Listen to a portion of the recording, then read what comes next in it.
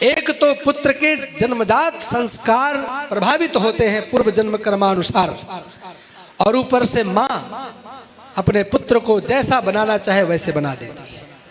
अगर वह पुत्र को महाराज एक स्वामी भगवत भक्त बनाना चाहे, ध्रुव प्रहलाद जैसा बनाना चाहे तो भी वह बना सकती है, और यदि माँ चाहे तो धुंधकारी जैसा बना सकती है।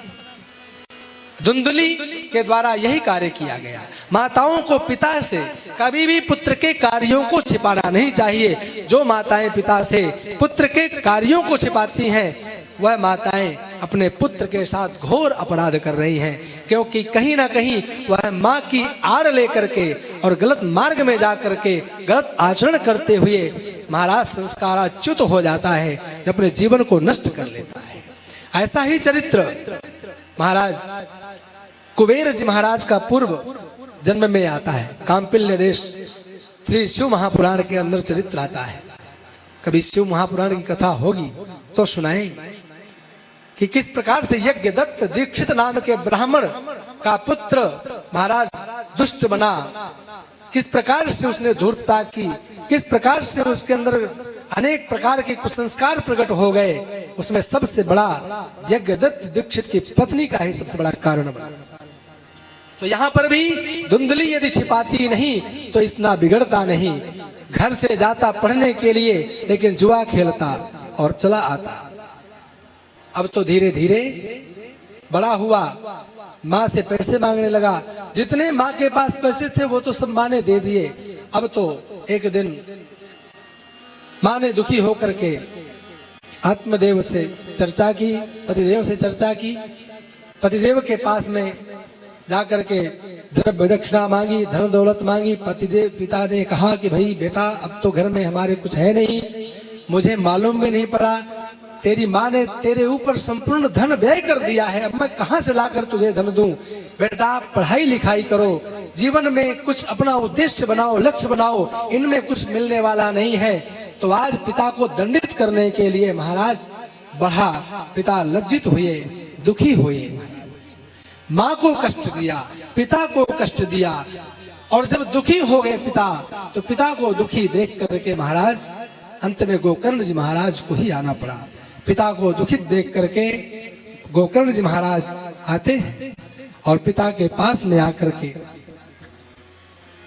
ज्ञान पूर्वक सुंदर सुंदर महाराज भगवत प्राप्ति के साधन बताते हैं।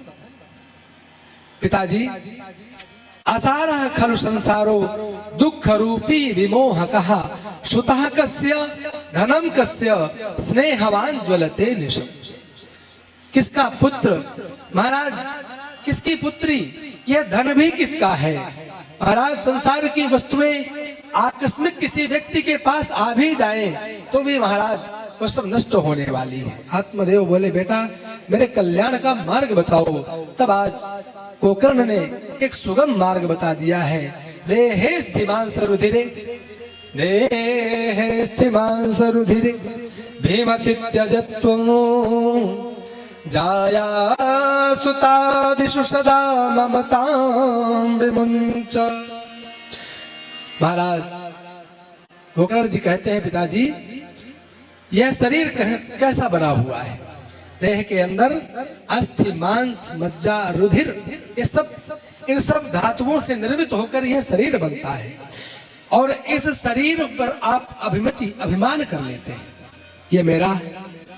वास्तव में आप शरीर का चमड़ा हो, आप शरीर का रक्त हो, शरीर की हड्डी हो, शरीर का कौन सा भाग हो, अगर इनको सबको अलग कर दिया जाए तो शरीर नाम की कोई संज्ञा रहेगी क्या?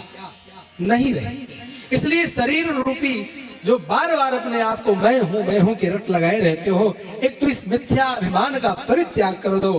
और इसी शरीर के अभिन्न संबंधी जिनको तुमने मान रखा है इसीलिए दुखी हो रहे हो, इनको संबंधी मानना छोड़ दो, संबंध सीधा परमात्मा से जोड़ लो तो आपका दुख भी अपने आप दूर हो जाएगा।